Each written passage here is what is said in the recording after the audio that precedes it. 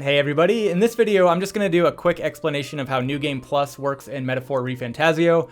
So how you actually start that playthrough and unlock it, all the different things that carry over into that new playthrough, as well as show you how to get to the secret super boss that unlocks in this version as well. So starting off, I'll go through the process of creating a New Game Plus playthrough, which for the requirements for that, really you just have to beat the game first, and you can do that in story mode as well. So first thing that you want to do after beating the game, obviously watch the ending, go through the credits. There is a final cutscene at the end of the credits as well, so once that completes, it'll then fade into this screen, which will lead into a system message kind of telling you about New Game Plus. So this is an important step. After you go through this, you want to create a save file for your clear data. So this is kind of telling you about that.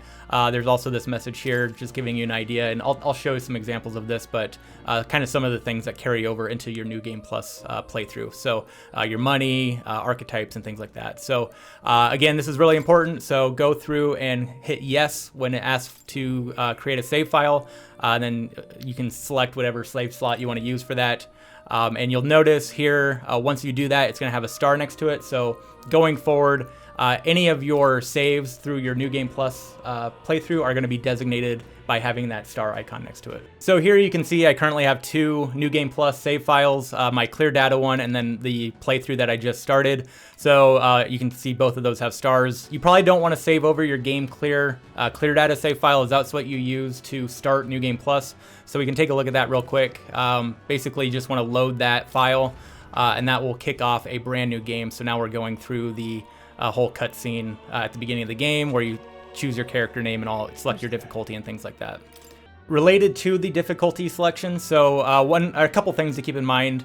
If you choose Storyteller, you will not be able to fight the super boss, so keep that in mind. And then also you now have the option to do regicide, which if you want to go through that, that's impressive. But you do have that option now. And then also you can change to regicide. So for example, if I chose easy now, at a later time, I could switch to regicide in game. However, once you do that, you can't switch back to an easier difficulty. So once you get into the actual game, it's not going to look or feel a whole lot different compared to your first playthrough. However, there are some differences right off the bat, particularly if we take a look at like my money and my mag. You can see I have all that carrying over from my first playthrough.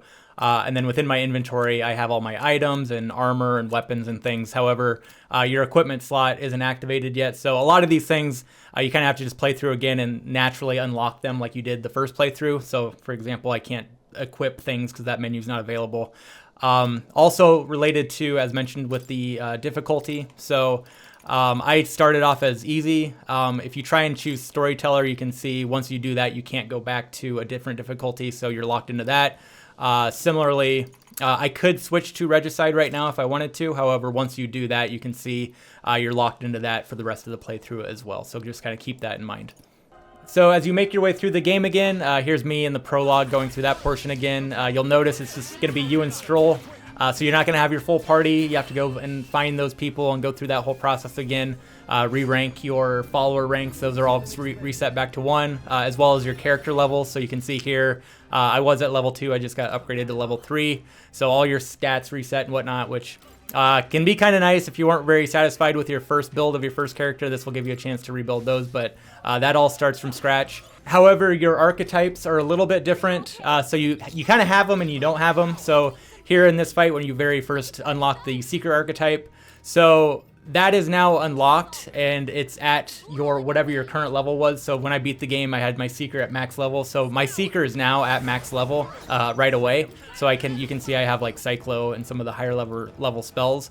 However, you have to go and actually unlock all of the archetypes. So all of the archetypes are locked until you unlock them again. However, once you do unlock them, they'll be at the level that they were when you beat the game the first time. So maybe a better demonstration of that, I've now gotten to the point where I'm at more study again. So if we take a look at the archetype tree, you can see I pretty much only have the 3 original archetypes that you unlock available. However, for my main character, Seeker and Mage are at Master. And then in my first playthrough, I didn't really focus on Warrior for this character, so that's only at level 1. Similarly, Stroll, he has Master archetype for Warrior already. But Seeker's at rank 11, and then I never did anything with Mage for him. So you have your original levels for your archetypes. You just have to go through the process of unlocking them again. And kind of related to that, it's because if we take a look at our followers, all of those are still locked as well. So, and they're back to their original rank. So kind of have to go through and re-rank all of your followers too. So as you go through that, you'll unlock new archetypes and things. A couple other things that you keep. So your royal virtues. So those are all kept as well. So those are all at 5. And then finally, that kind of leads into the super boss secret. So that is found in this area as well. So if we head over to the Book of the Apocalypse, which is found right here, if you interact with that, that will then take you into the fight with him. No, you hang in there.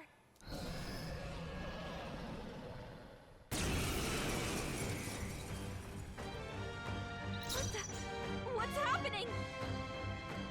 That being said, there's no way in hell you're going to be able to defeat him yet. I'll just kind of go through and fight him just to kind of show you here. As you're going to, obviously, super low level, doing 4 damage with your 3 characters that you have. So you are essentially going to have to play through the entire game again just to get powerful enough to take this guy on, as well as, you know, get all your party members back. As you can see, I just got completely wiped out. So definitely not something you can do right away. It is available right away, but you are still going to have to basically do a whole nother playthrough. So I'll kind of leave it at that. That's kind of a general idea of what the New Game Plus experience is like and what you get. So hopefully this was helpful. Thanks for watching, and we'll catch you in the next one. Bye.